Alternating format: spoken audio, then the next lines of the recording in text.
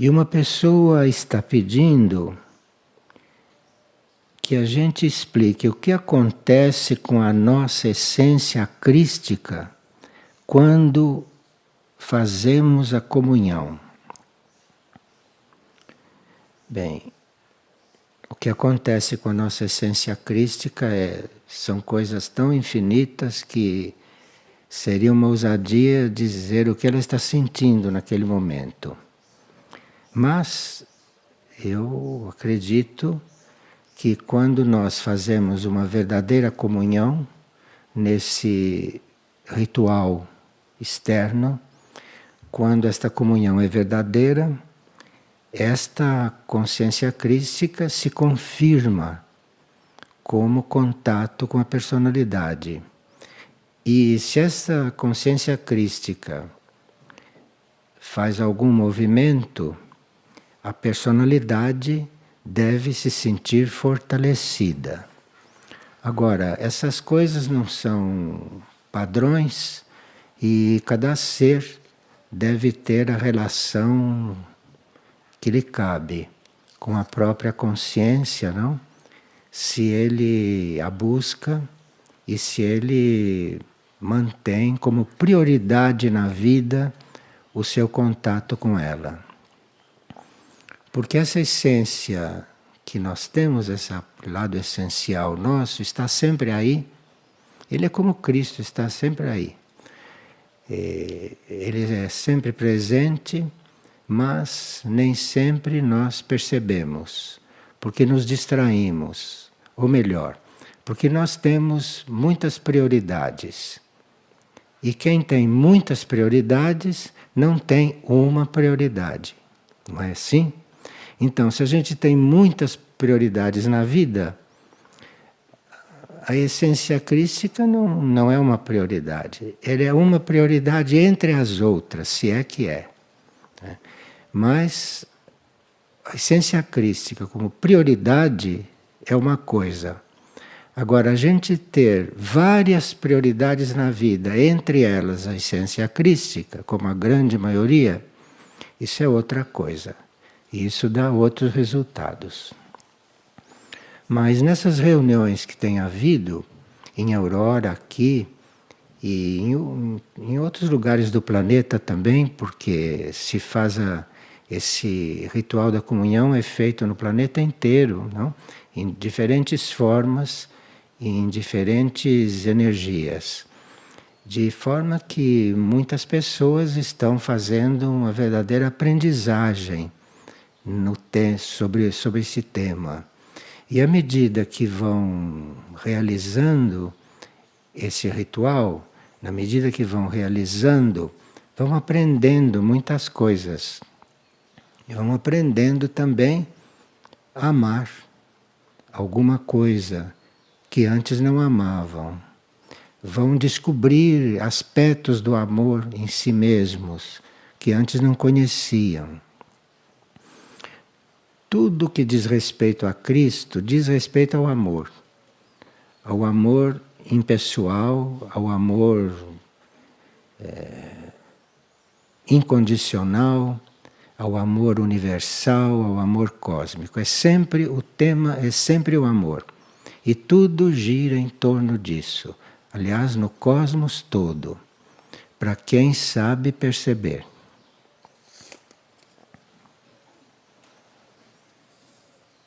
Veja, aqui enviaram um pensamento de Sri Aurobindo, que está naquela coletânea de pensamentos chamada Sementes Divinas, que uma vez a gente divulgou aqui, que algum de vocês deve ter cópia.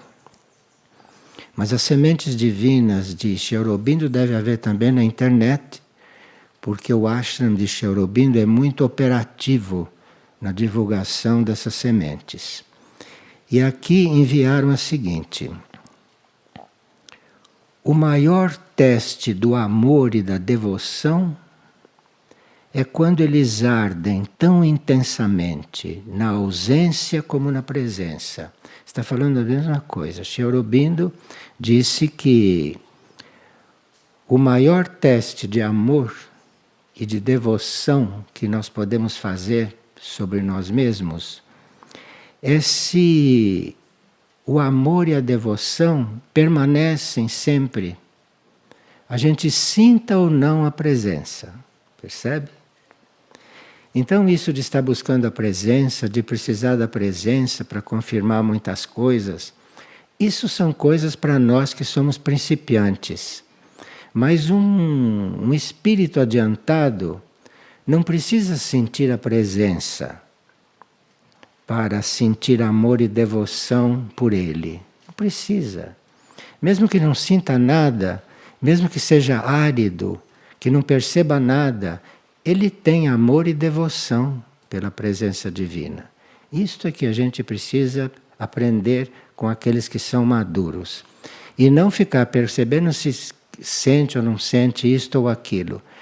Você deve ter amor e devoção, sinta ou não sinta. Mesmo que esteja atravessando um deserto, não sinta coisa nenhuma, como há muitas almas que estão nessa situação, você deve ter amor e devoção. Não precisa sentir presença alguma para ter amor e devoção. Então aí sim você está participando dessa onipresença. São coisas que a gente precisaria refletir um pouco sobre elas e se colocar em prova, não é? Se colocar em prova. Porque se para sentir amor e para sentir devoção por algo precisa sentir a presença de alguma coisa, então somos muito infantis ainda. Isso deve estar já instalado dentro de nós, isso deve estar já formado. Não precisa ser sensitivo, ser vidente, estar em uma reunião, não precisa nada disso. Você está sempre nisso. É sempre devoto, está sempre no amor, sinta ou não sinta. Isto deve ajudar aqueles que não sentem nada e que ficam assim um pouco desconfiados. Não tem que desconfiar de nada. O amor e a devoção não tem nada a ver com isso. Ou você ama e é devoto ou não é. Se for, não precisa sentir coisa alguma.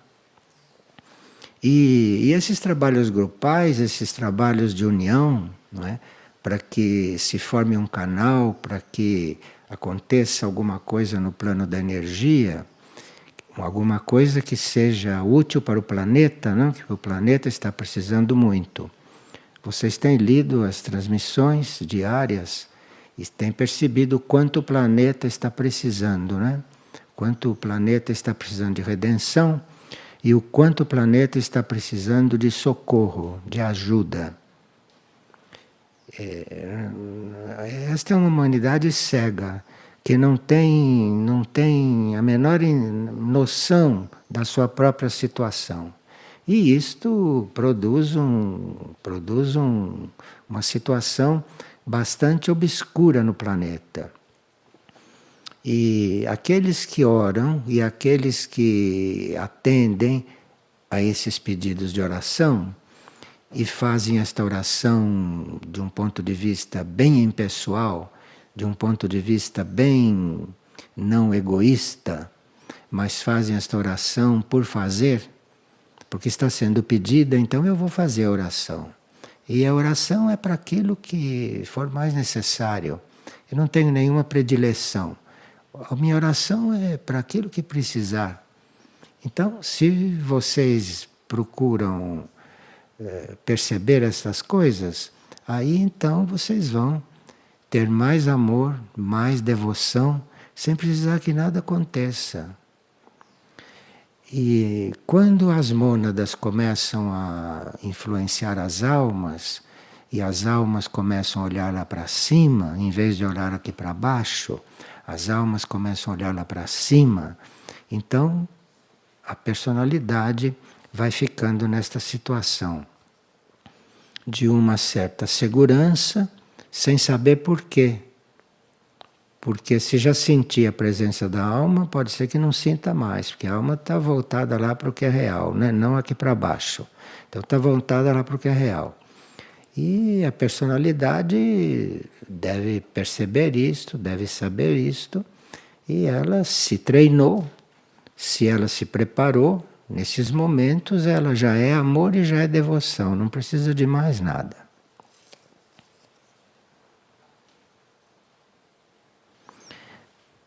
que uma pessoa, durante uma leitura da mensagem de Cristo, por Frei Elias, ela teve uma visão. E é muito importante, interessante esta visão, porque ela nos mostra o valor da inocência. Veja aqui. Era uma árvore muito grande, a maior árvore que eu já vi. Em seu entorno imediato havia uma proteção e eu estava ali bem debaixo dela e, portanto, sob essa proteção. Logo após eu estar sentindo esse campo, havia muitas forças de destruição ansiosas por chegar até ali e destruir tudo isto. Mas parece que não estavam conseguindo, porque havia, quando há essas forças negativas, a proteção é sempre maior. Essas forças negativas nunca predominam. Só predominam se a gente abre uma porta e deixa que elas entrem. Mas, em princípio e dentro da lei, uma força negativa nunca predomina. Porque tem sempre, além dela, algo maior. Para ser força negativa, precisa ser muito pouco inteligente. Isto é, inteligência elas têm, mas é uma inteligência que não é verdadeira. É uma inteligência aparente. Porque se fosse realmente inteligente, não seria negativo, não é? Seria positivo e buscaria a união. Mas aqui então diz: a seguir, aqui as forças negativas estavam procurando destruir isto que estava construído ali. E a seguir vi, ao ultrapassar os céus com sua força majestosa, essa grande árvore tinha seus galhos transformados em pequenas estrelas prateadas.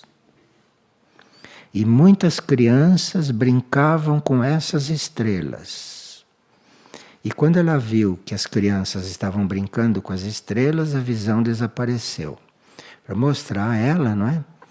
Que é preciso inocência. Inocência não é só uma questão de crianças.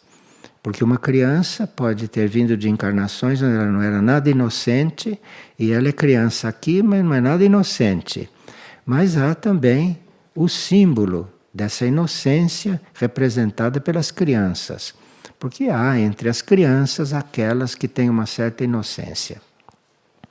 Então, muitas crianças brincavam com essas estrelas e aí a visão desapareceu. Então, estava querendo dizer a esta pessoa, não, que ela valorize a inocência, não, que ela busque em si mesma a inocência. Porque as estrelas estão aí. Vocês olham para o céu, essas que a gente vê no céu, são símbolos, todos são símbolos daquilo que se chama consciência estelar. Consciência estelar é uma etapa que um dia quem tem consciência humana vai chegar lá. Então, consciência estelar, isto que a gente vê no céu todas as noites, quando escurece, isso que a gente vê no céu é o símbolo da consciência estelar. Para a gente ver aonde tem que chegar. Agora, enquanto a gente está à volta com esta consciência humana, fica nesta consciência humana, como uma sopa requentada. Fica aí. Então, além desta consciência humana, existem vários níveis de consciência e para nós a consciência estelar é o auge. É a consciência divina. Está aí representada no céu. E as crianças, isto é, os mais inocentes, brincam com essas estrelas. Estão em intimidade com essas estrelas. Então esse é um sonho bem simbólico, não é? E que nos diz muito. Mas aqui a gente hoje tinha separado a mensagem diária do dia 18 de outubro de 2013, que vocês depois podem ir confirmar, procurar e desenvolver mais, né, o que está aqui. É uma mensagem de Cristo Jesus ao Frei Elias. Uma coisa que diz aqui, muito básica e fundamental para nós neste momento, é que neste tempo de purificação e de renúncia, eu os chamo a replantar vossos votos comigo. Então, nós estamos sendo chamados nesta transmissão para reconfirmarmos os nossos votos com Cristo. Cristo quer dizer a essência do universo todo, não é? Então, reconfirmar estes votos. E por que será que ele está pedindo isto? Para seres que já fizeram esses votos. Porque os votos têm que estar sempre sendo reconfirmados. Sempre. Não acreditem que por vocês terem feito os votos 10, 20 vezes, que não precisam reconfirmar. Porque as outras forças que circulam nos nossos corpos, essas forças não são inteligentes, mas são muito hábeis. São hábeis e sabem como fazer para a gente esquecer que fez um voto. E vocês têm prática disso, não? Porque essas forças circulam em nós todos e vocês devem ter momentos em que esqueceram, não é? Que fizeram certos votos. A gente faz voto de silêncio e fala como um gramofone. A gente faz voto de castidade e pensa não sei em quê. A gente faz vários votos, mas se não refaz toda hora, esses votos vão sendo esquecidos, vão sendo preteridos. Bom, eu estou dizendo isto com essa segurança, porque está escrito aqui, não é?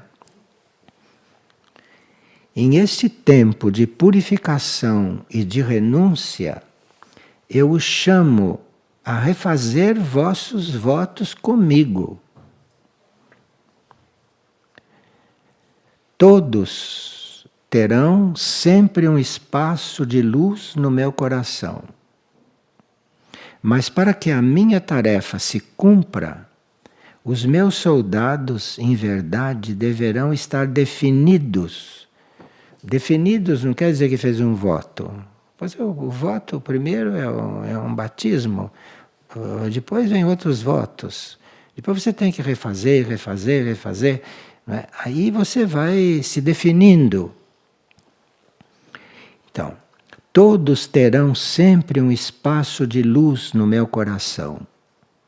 Mas para que a minha tarefa se cumpra, os meus soldados em verdade deverão estar definidos. E assim, segundo o grau da entrega, eu os chamarei para tarefas maiores ou para tarefas menores. Então está claro, não? A gente se entrega, faz os votos. Já sabe que se não refizer aquilo vai apagando. Agora, segundo grau da nossa entrega, será a tarefa, maior ou menor. Tarefa para todos, todos. Não falta tarefas. Agora, as tarefas são segundo o grau da nossa entrega. Se for uma entrega verdadeira, é uma tarefa. Se for uma entrega mais ou menos, é outra tarefa. Tarefa tem sempre. Mas, segundo o grau da entrega, aí é que... E Cristo diz que a tarefa dele, como Cristo, só estará cumprida quando todos nós estivermos realmente num certo grau de votos e de entrega. Então veja, o fato de nós não estarmos cumprindo, esse fato não permite que ele se cumpra. Porque ele só estará cumprido quando não tiver mais ninguém para salvar. Imagina, quando vai ser isso, não? Porque nós não temos ideia de quantas almas existem. E enquanto houver uma alma que não está salva, ele não sente cumprida a sua tarefa. Veja diante do que estamos.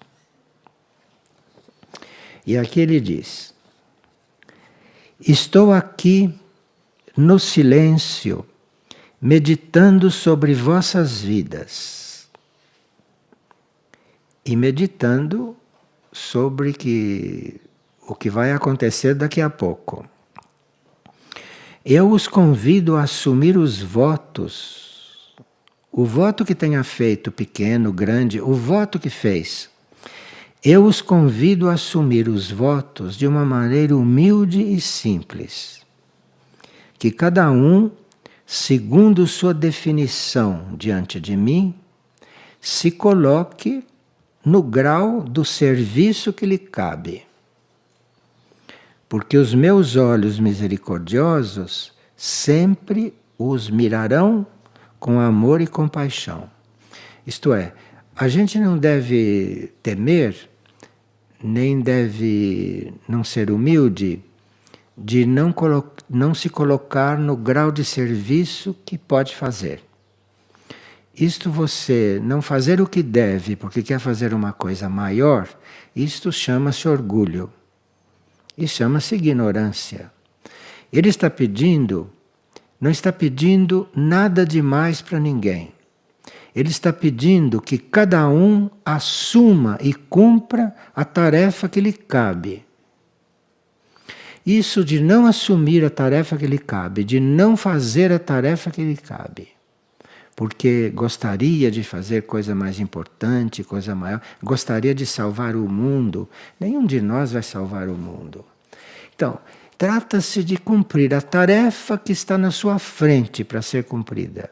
O resto não é sua tarefa. Não queira fazer mais do que aquilo, porque você não é capaz. Você não seria capaz. A tarefa que está na sua frente é aquela sob medida para a sua capacidade, para a sua energia e para a sua consciência. Nenhuma tarefa é cansativa. Nenhuma tarefa é exigente. A tarefa é o que é para nós.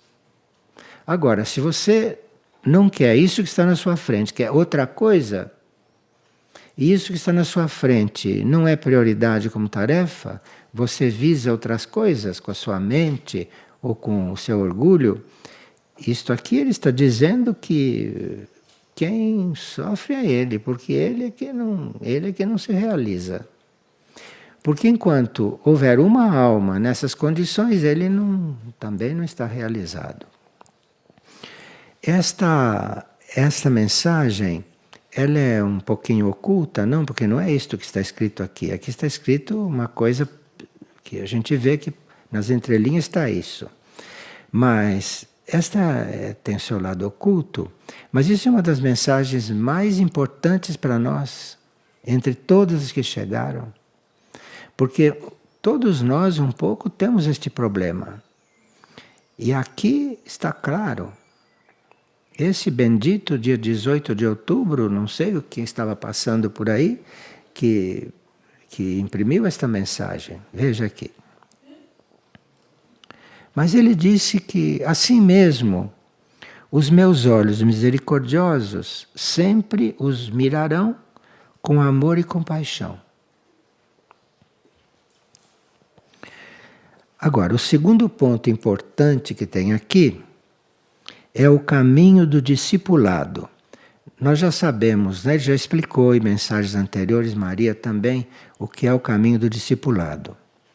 E, sintetizando, o caminho do discípulo é o caminho daquele que não só segue o que Cristo, Maria ou os mestres dizem, não basta seguir.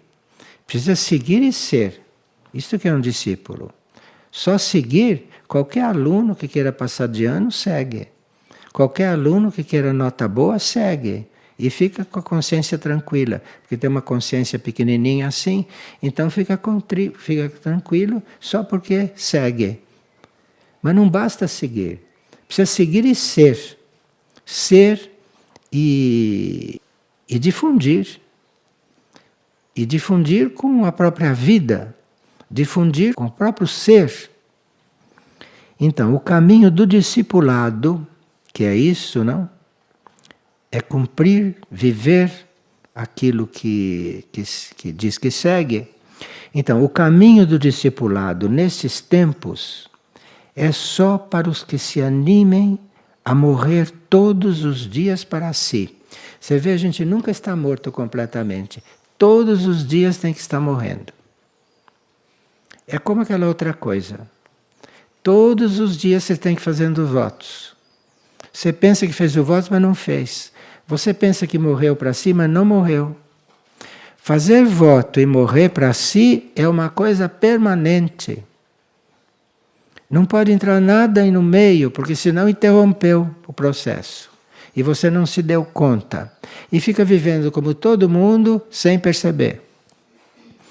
Então veja, o caminho do discipulado nesses tempos é só para os que se animem a morrer todos os dias para si. Morrer todos os dias não quer dizer morrer para si. A gente pensa que morreu para si, né, em muitas coisas. Porque tira as joias, tira as bijuterias, deixa de pintar a unha, deixa de pintar cabelo, então acho que morreu para si. Morreu para si? Você precisa ir morrendo todos os dias. Porque a morte não existe. Então você tem que estar morrendo todos os dias, não é? Para ir se trabalhando. E aí chegar num ponto que esteja morto aos olhos maiores. O caminho do discipulado nesses tempos é só para os que se animam a morrer todos os dias para si. Porque os verdadeiros tesouros se encontram na entrada do reino maior. Enfim, ele aqui está explicando por que você deve morrer para si. Porque você é um tesourinho, você é uma tesourinha, um tesourinho pequeno. O tesouro maior não é você. Você precisa morrer para isso, para finalmente estar diante do tesouro maior. O tesouro maior, ninguém pode explicar o que é. Nem ele explica, nem ele diz que tesouro é esse. Ele só fala que os verdadeiros tesouros se encontram na entrada do reino maior. Reino maior para nós é outra dimensão, não é? Uma dimensão que não é esta. Então nós temos um grande trabalho pela frente. Que cada um se confirme, que cada alma me entregue aquilo que em verdade me possa dar para este tempo crítico. Como nós estamos num tempo crítico, onde há tarefas para todos e quase ninguém serve, então, como estamos num tempo crítico, como estamos num tempo, seria bom que a gente se confirmasse e que cada alma entregasse verdadeiramente aquilo que pode dar, tudo que pode. Porque se nós damos, se a alma não dá tudo que pode, aí ela vai receber do alto para dar aquilo que ela não pode. Porque a alma, coitadinha, a alma é uma coisa que está aí que pode muito pouco diante da necessidade. Mas se a alma dá tudo o que pode, aí ela vai receber o que não pode e cresce e sai desse nível de alma. sai desse nível. Agora, tudo começa no nosso nível de consciência, na nossa compreensão, tudo começa é quando a gente está disposto a morrer para si e nunca acha que está morto. E tem que toda hora estar morrendo, morrendo, morrendo, morrendo. Um dia vai chegar em alguma situação real. Mas pensa que está morto, mas não está. Então tem que morrer todos os dias. Sabe, parece inacreditável que a gente mereça uma mensagem tão adiantada. Isto não é mensagem que se dê para quem está no curso primário. Isto é uma mensagem para quem já tem um pouco de consciência. Um pouco, não? Não vamos pensar que somos já os tais. Nós temos um pouco de consciência. Um pouco. Não somos como a maioria. Somos um pouco de consciência. E com esse pouco de consciência, estamos recebendo uma mensagem que não é brincadeira. Não é só para ler e achar bonito. Isto toca. Isto nos pega assim pela garganta, não é? Ou pega pelo coração, dependendo do grau, dependendo do raio do indivíduo. Ou ele é pego pela garganta ou ele é pego pelo coração. Bom, o caminho do discipulado nesses tempos é só para os que se animam a morrer todos os dias para si, porque os verdadeiros tesouros se encontram na entrada do reino maior. Os verdadeiros tesouros, isso que ele oferece, isso que ele diz que existem, que não diz o que é, isso só se encontra nos planos superiores. Aqui não tem. Não procure aqui porque não é aqui. Aqui você não acha. Aqui você só acha experiências, trabalho, não é? E serviço para fazer. Mas isto aqui, esta experiência é só lá no reino maior. É só lá que se vai conhecer isto. Que cada um se confirme, que cada alma me entregue aquilo que em verdade me pode dar neste tempo crítico. E o terceiro ponto é que eu os observarei com muita atenção. E assim vocês se animarão a fortalecer vossos espíritos um pouco mais, através do meu coração misericordioso. Isto é, ele aqui está dizendo que ele nos enfoca, não é? Que ele volta o pensamento dele para nós, e que aí então os nossos espíritos têm um pouco mais de energia. Enfim, nós necessitamos deste contato, necessitamos desta entrega, necessitamos de atender este chamado, porque senão os nossos espíritos não passam de um certo ponto. O que está fazendo um Cristo falando conosco? Está trabalhando as nossas mônadas, está trabalhando os nossos espíritos. E esses espíritos é que têm que ser muito mais fortes do que são. Que isso só Ele que pode dar. Porque o espírito também tem seus limites. Mas uma força que é rei do cosmos, isso tem mais força que o nosso espírito. E o nosso espírito precisa disso, senão nunca deixa de ser o que é, por mais que evolua. Enfim, nós teríamos que morrer todos os dias um pouquinho mais para as coisas que pensamos sobre nós. Porque nós podemos pensar coisas lindas sobre nós. Por mais lindas que sejam, não servem para nada, para a evolução superior. E nós estamos sendo convidados a colocar um pezinho na evolução superior, nestes tempos críticos. Porque nesses tempos críticos, quem não tiver pelo menos um pezinho na evolução superior, não sabe o que vai fazer. Porque os tempos são críticos. que quer dizer críticos para nós, no nosso entendimento? Tempos críticos para nós são os tempos de definições. Então, ou você fica como está, ou você põe o pezinho no plano superior e aí você não vai ser mais como é. Porque isso de ser como nós somos, já estamos cansados de saber que não serve para nada. Cansados de saber.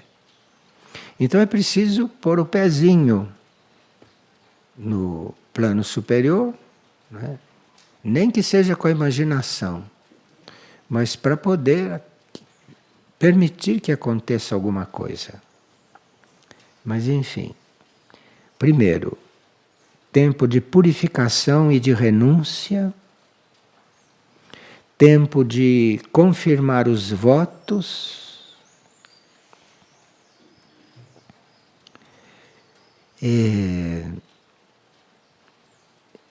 realmente assumir esse caminho do discipulado, que é não só saber, mas fazer, praticar, não é? E que cada um confirme, não é? Que cada alma confirme e se entregue. Porque se nós estivéssemos tão entregues assim, não estaria falando. Porque a energia não se repete. Aparentemente ela está se repetindo, mas é porque precisa se repetir, porque não compreendemos ainda. Ouvimos, mas não compreendemos, como estava sendo explicado outro dia. Ouvir é uma coisa, compreender é outra. Quando a gente compreende, não precisa mais ouvir. Já é. Aí vai ouvir outra coisa. Porque a evolução é infinita. Mas enquanto está ouvindo, não compreendeu. Porque se tivesse compreendido, não precisava mais ouvir a mesma coisa. Dita de todas as maneiras. Dita 365 vezes por ano. Então, eu os observarei com atenção. E assim vocês se animarão a fortalecer vossos espíritos um pouco mais, através do meu coração misericordioso. Não tem outro caminho, não tem outra porta, senão essa misericórdia, que é representada por toda esta força, esta entidade que nós chamamos de Cristo, não? Então, é só através dele que nós podemos fortalecer realmente os nossos espíritos. Não tem outra forma. Neste cosmos, em outro cosmos pode ser que tenha. Neste cosmos não tem. Não tem outra porta.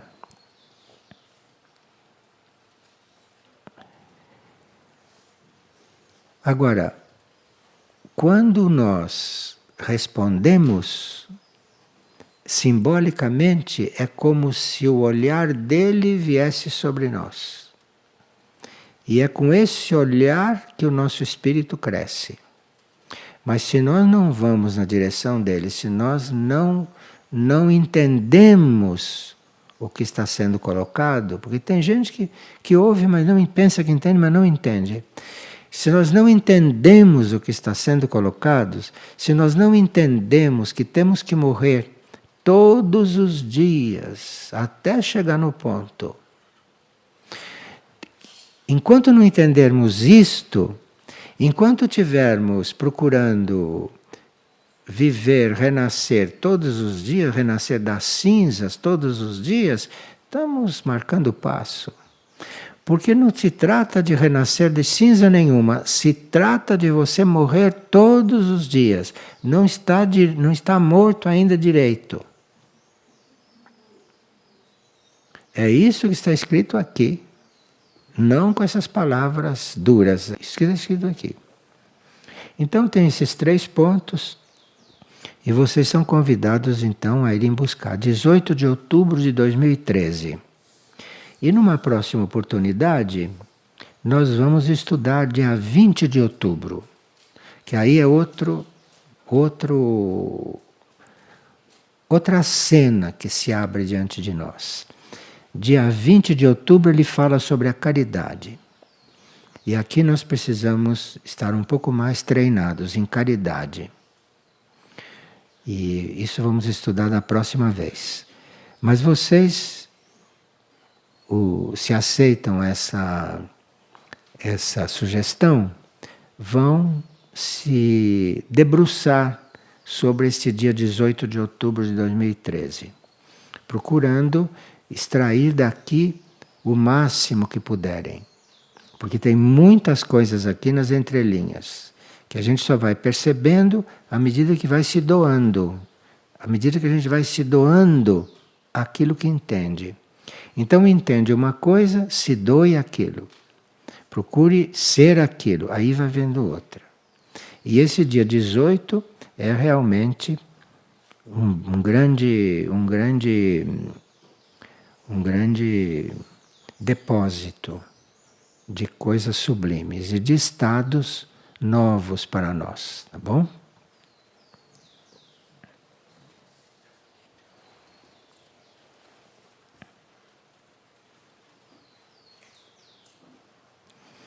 E o pensamento de Padre Pio, que foi publicado hoje, dia 6 de novembro, é o seguinte: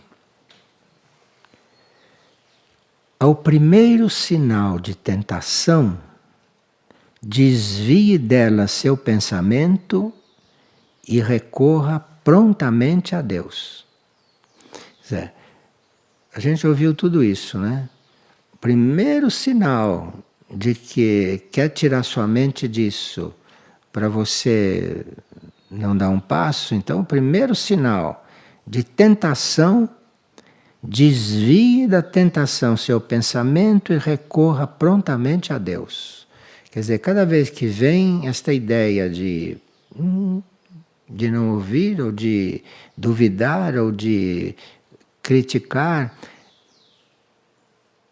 tire esse pensamento e põe o pensamento logo naquilo que está no mais alto, que Padre Pio chamava de Deus. Você põe no ponto mais alto, naquilo que é a fonte de toda a vida. Põe o pensamento lá. Não permita que uma força desvie o seu pensamento de onde você já percebeu alguma coisa. Antes que seu pensamento saia dali, você jogue fora a força que está te tentando, ele usa a palavra tentação, e se ponha a olhar lá, para o mais alto. Rápido, rápido, direto. Dia 6 de 11. Muito bem.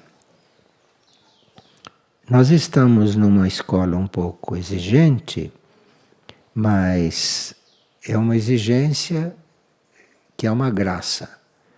Porque se não houver uma escola um pouco exigente, não há o que mova a nossa inércia. Porque nós somos, além de 70% de água, nós somos 30% de total inércia. 30%. Imagina num ser onde 30% é total inércia. E nós temos que reconhecer essas coisas todas, não só saber isso cientificamente, porque cientificamente se sabe que somos 30% de inércia total e a água 70%. Então, veja, se nós já sabemos disto, nós temos que morrer para essas coisas. Temos que morrer para essas coisas e nascer para outras. E começarmos a ser outra coisa. Alguém tem alguma pergunta? Então, obrigado.